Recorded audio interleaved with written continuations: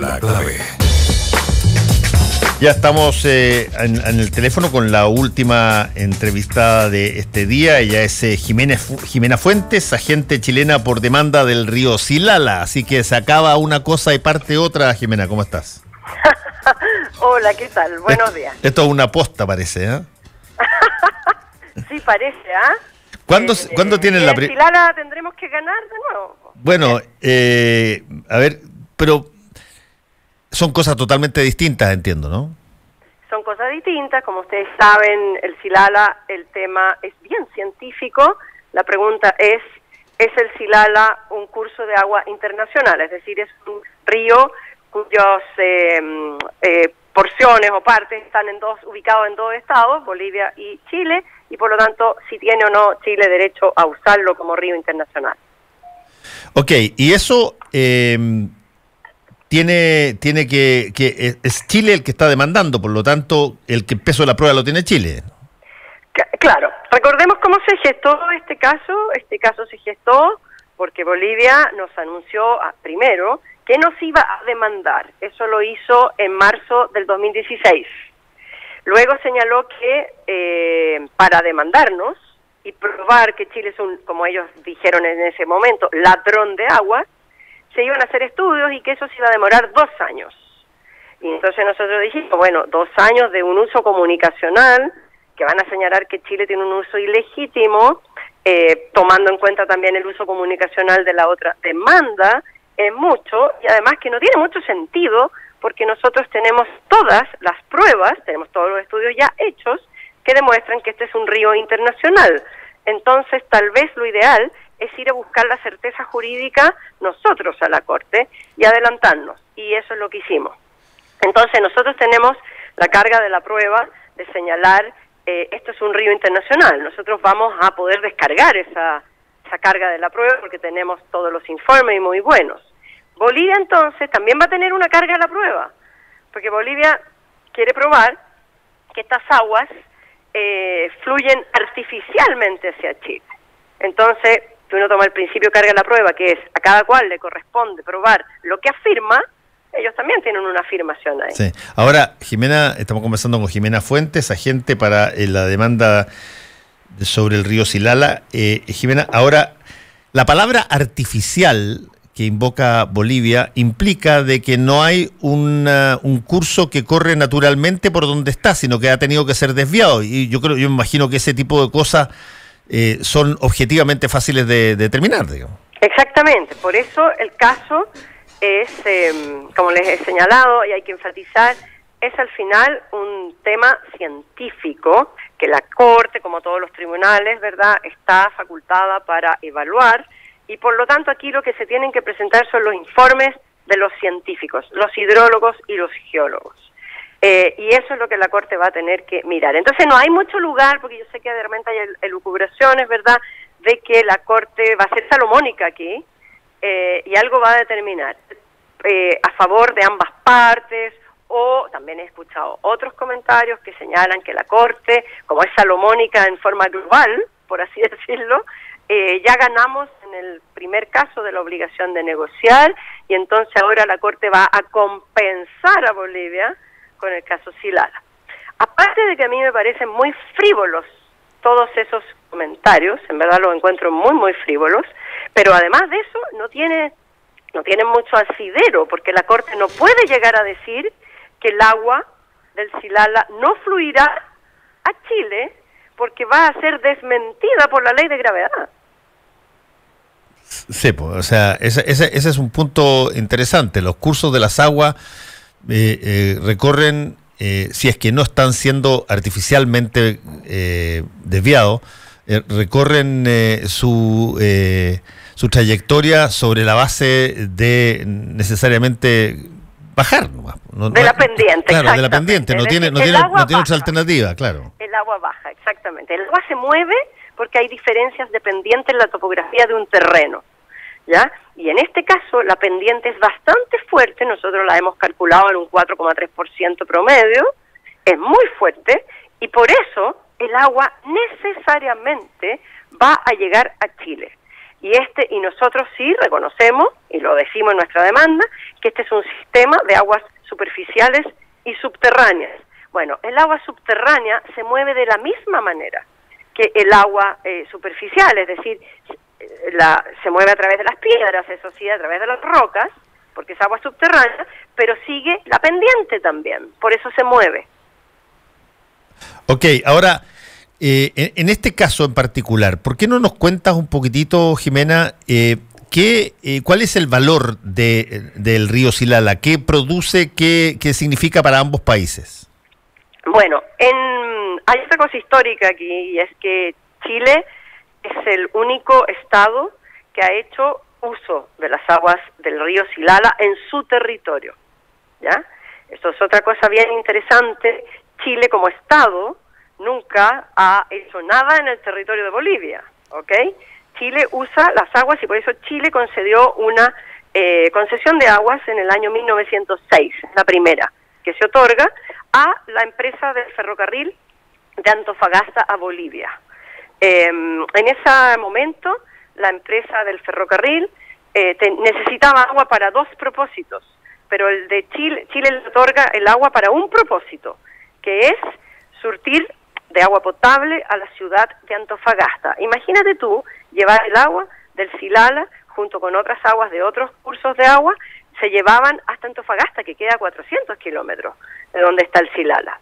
Entonces es el primer uso histórico que se hace del agua, muy notable, porque eso permitió que existiera la ciudad de Antofagasta, el hecho de que la compañía del ferrocarril lo pudiera surtir de agua potable.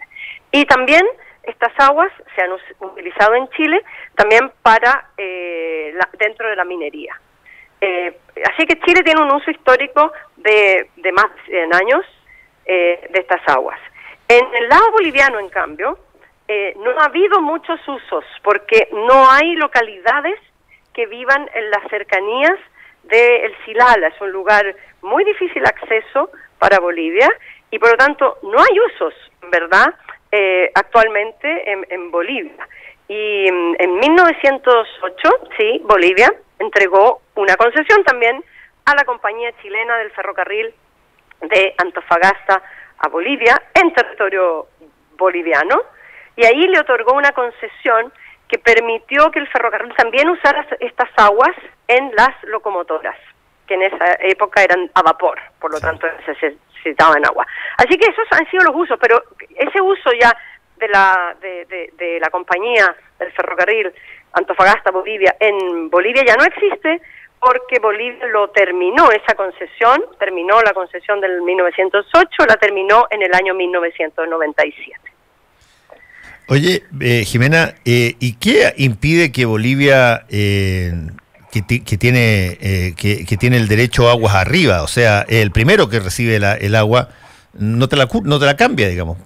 Bueno, lo que impide eso es el derecho internacional. Lo que impide eso es que los estados se tienen que comportar, ¿verdad?, de buena fe con sus vecinos. ¿Qué sentido tendría que Bolivia bloqueara el agua y la cortara para que no le llegue a Chile si no hay ningún uso, ¿verdad?, ningún uso sensato que pudiera hacer Bolivia en el otro lado? Es decir, no es que haya aquí una competencia de usos.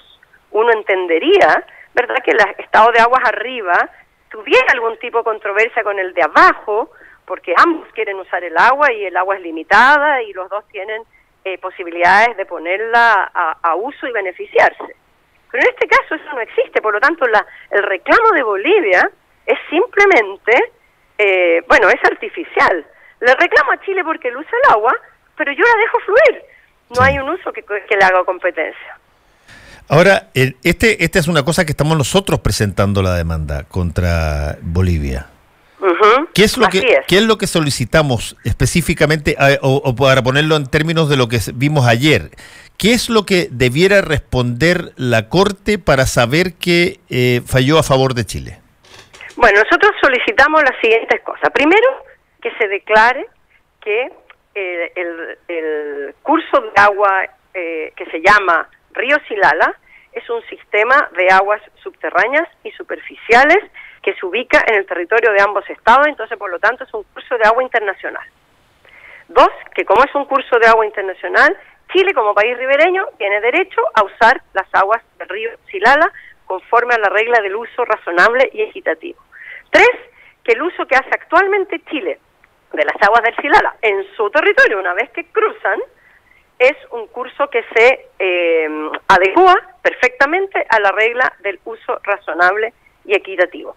4, pedimos a la Corte que señale que el Estado de aguas arriba, en este caso Bolivia, tiene ciertas obligaciones respecto de Chile, como por ejemplo tiene la obligación de que cualquier proyecto que tuviera aguas arriba debe ser informado a Chile, que debe asegurarse que no le va a causar daño al territorio de Chile, y por lo tanto si tiene algún proyecto tendrá que hacer una evaluación de impacto respecto de el impacto que podría tener ese proyecto en Chile. Eso le pedimos a la Corte.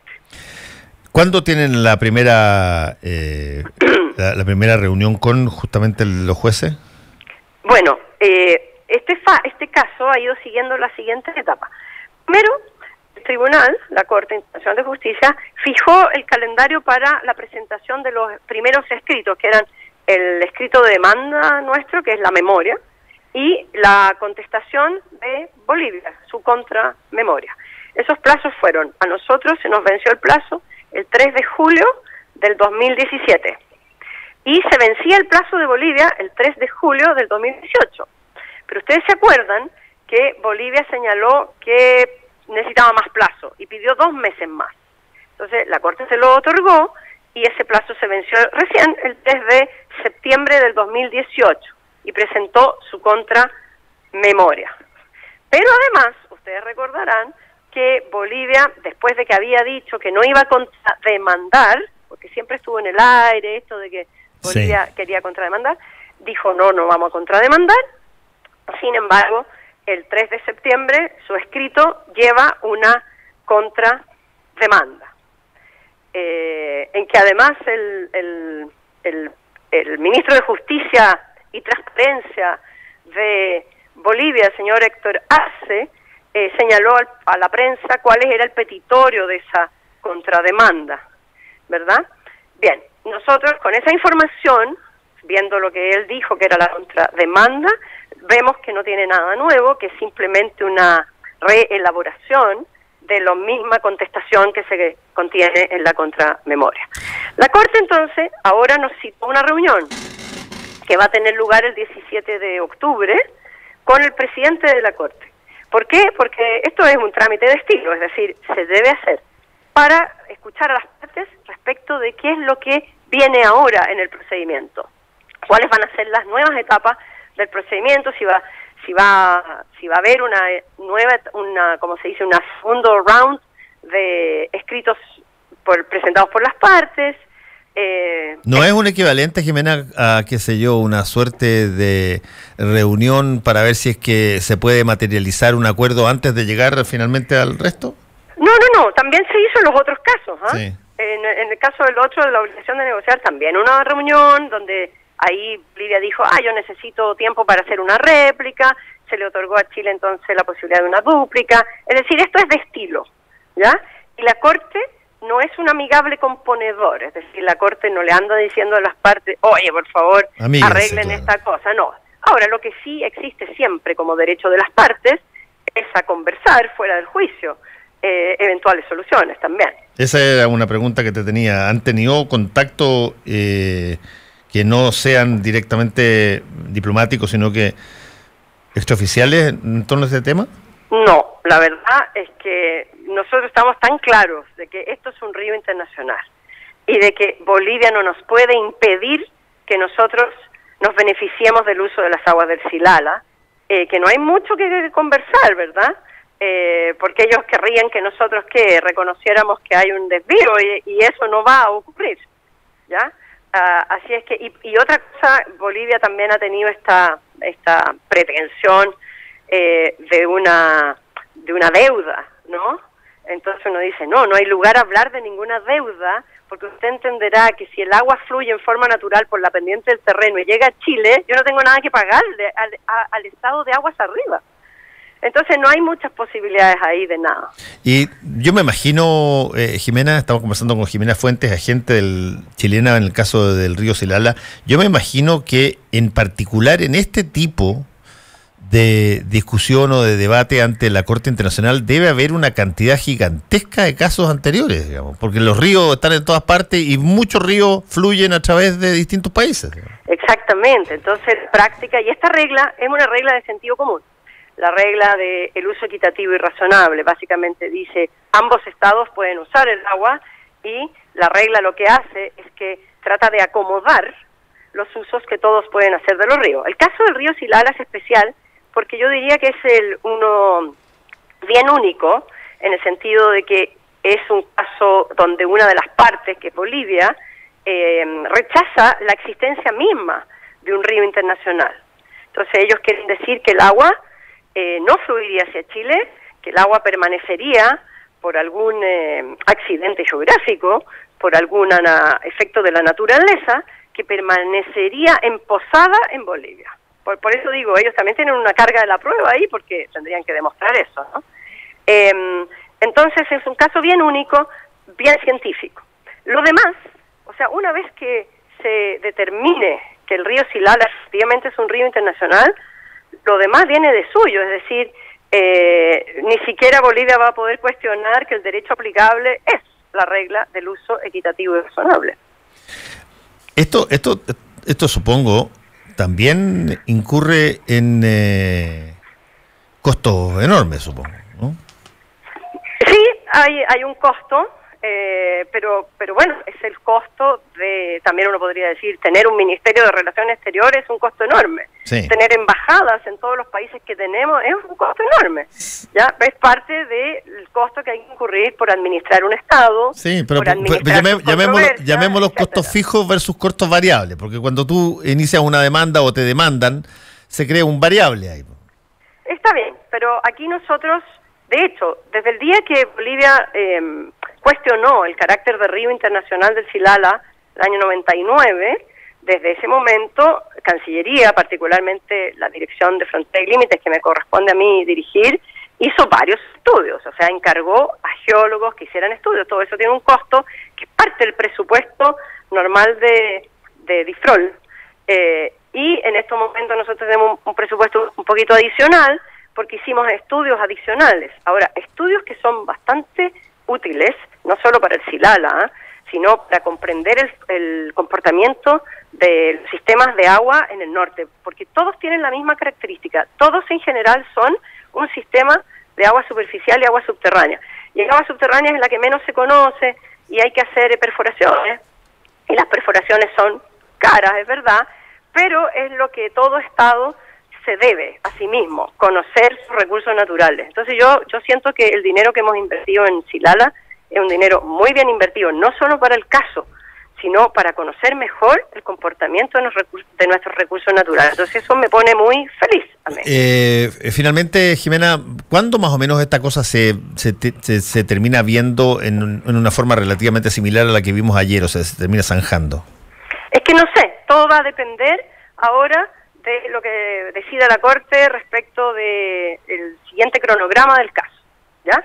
Así es que el siguiente cronograma del caso lo vamos a ver después que se haga esta reunión del 17, las partes van a poner sus opiniones, la Corte irá a decidir en un plazo breve, va a señalar ya, este es el nuevo cronograma. Así que yo dejaría esta pregunta para después, cuando ya tengamos esa resolución de la Corte, y poder decir, perfecto, ahora yo puedo evaluar que este caso se va a demorar tanto tiempo más. Jimena Fuentes, muchas gracias por habernos explicado sobre el río Silala a nosotros aquí en Combinación Clave. Que te vaya muy bien. Muchas gracias a ti por la oportunidad. Chao. Chao, chao.